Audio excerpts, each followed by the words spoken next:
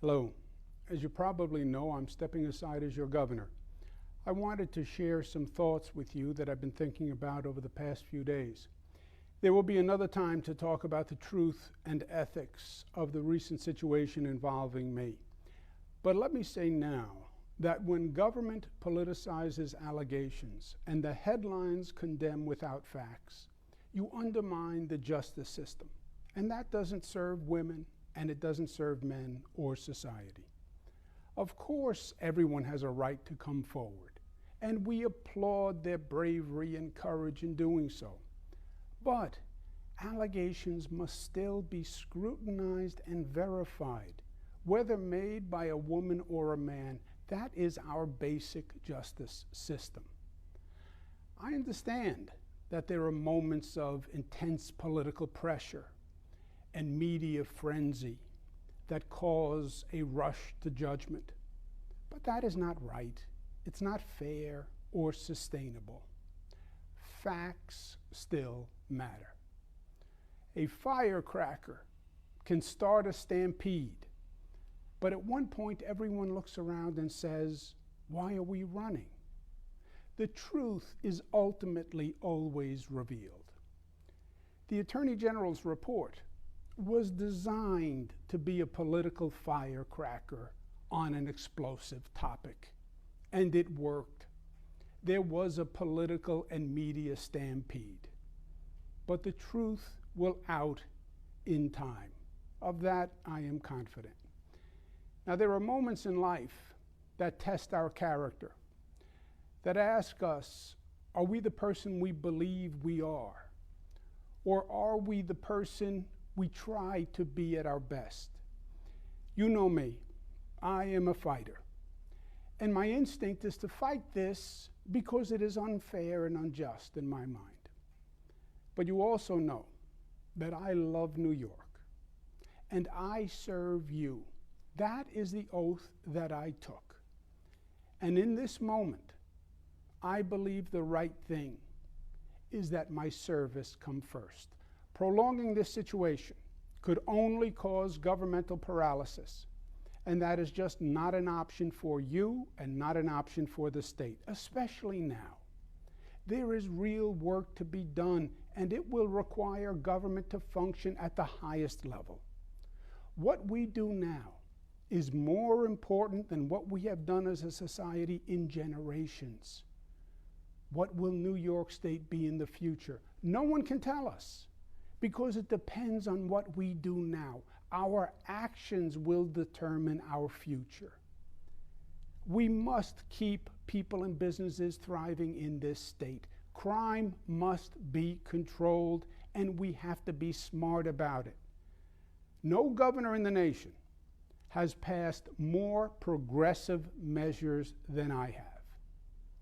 But I disagree with some people in my own party who call to defund the police. I believe it is misguided. I believe it is dangerous. Gun violence and crime are savaging inner cities. Look at New York City. The majority of victims are poor, black, and brown. Reforming police must be the goal. Ending discrimination by the police, ending the unnecessary use of force, and then building back trust and respect between the police and the community they serve. That's the real answer. And that is easier said than done. But it's also the truth and the right way forward.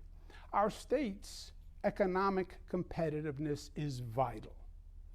Demonizing business is against our collective self-interest. Taking actions that cause businesses to flee the state, taking jobs with them, only weakens our tax base and our ability to do good things for people. We can address income inequality without ending incomes. Taxes can be reduced right away if Washington does what they promised New Yorkers they would do and repeal the so-called SALT tax. That would lower New York's taxes $15 billion per year. That would make a major difference and frankly dwarf all of the other federal aid programs. It should have been done 8 months ago. We're going to have to fight to make it happen, but we must wage that fight. Let's remember what made New York State the Empire State in the first place. New York's historic success was not a process of evolution. It didn't just happen. We weren't born this way. We were born of vision and daring and competence. We built the canals, the roads, the bridges, an education system, and the economy that made us the greatest state in the nation. Somewhere along the way, government lost its competence, and then people lost confidence in government. But today is a different day. We have reason to believe in New York's future based on what we have accomplished together. We've shown potential.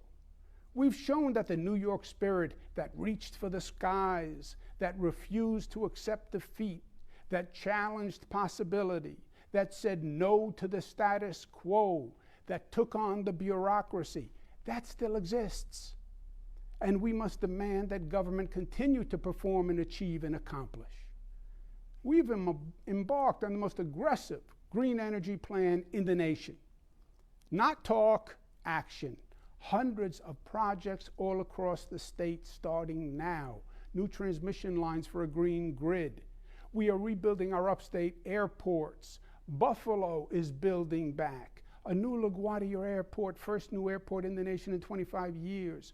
A new JFK airport. A new Penn Station to end the hellacious conditions of Penn Station. More affordable housing than ever before. These projects are underway and essential to complete quickly and effectively because they are literally building our future. We cannot go back to the old days when government talked and government debated and government issued a lot of press releases about what they were doing, but they never made a difference in people's lives, and they never improved, and they never built.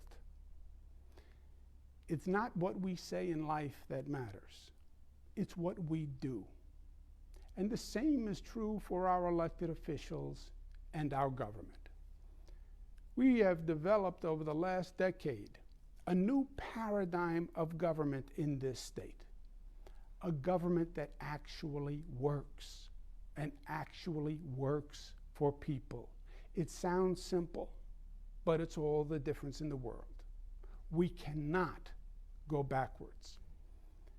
We must focus on the immediate threat, which is the Delta variant and COVID.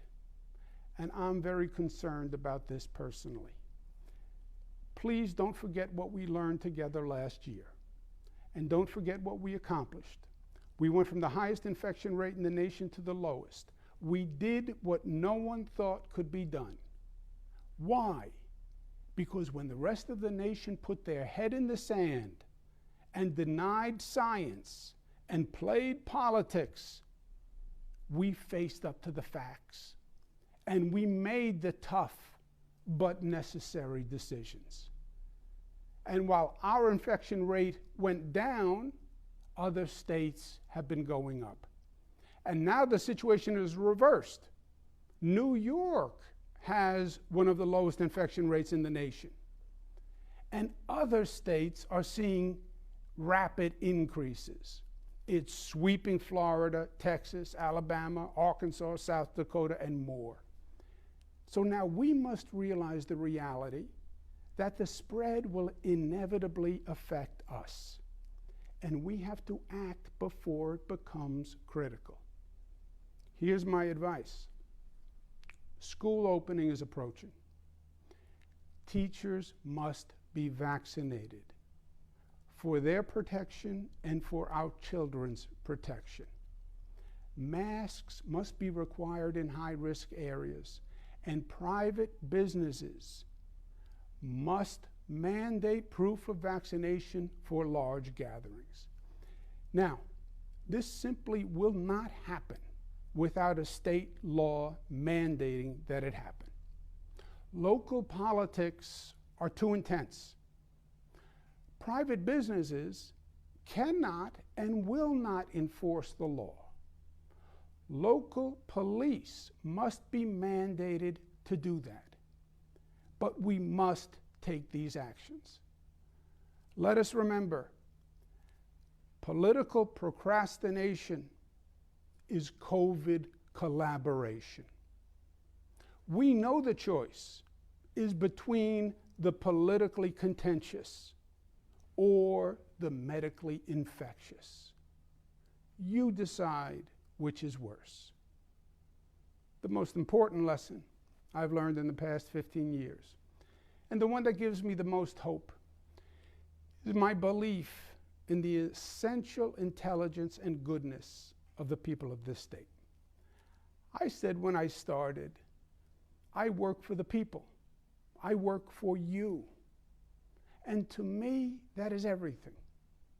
My faith has been in the people, not the politicians, and not even the political system. I know too well the flaws of the political system. I believed and still believe that New Yorkers, informed with the facts, when they believe the facts, when they believe they're told the truth, they will do the right thing, even when it's hard. I went to you when we had to tackle the moral and legal question of marriage equality and equal rights for the LGBTQ community, and you made the right decision. And you led the nation in changing policy. I went to you when we needed to address the difficult issue of gun safety and mass killings and banning assault weapons. And yes, it was hard. And you did it, and we saved lives. I went to you when we needed to address the problem of struggling families to raise the minimum wage for millions of New Yorkers so they could have a better life. And you did it. And the overall state economy grew.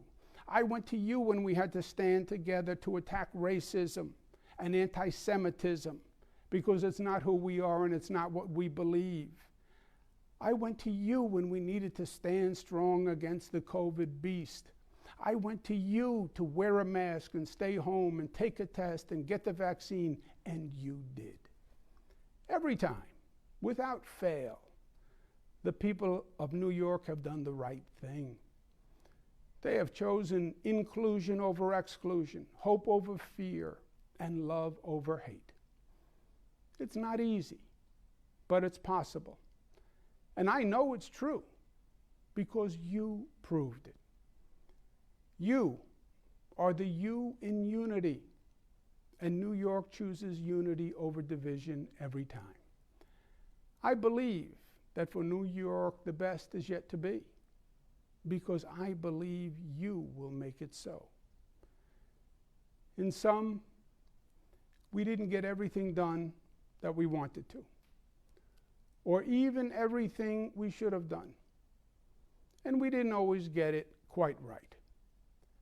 But I want you to know, from the bottom of my heart, that every day I worked my hardest. I gave it my all, and I tried my best to deliver for you. And that is the God's honest truth. I want to thank my team, the best ever assembled, because they are the most accomplished ever assembled.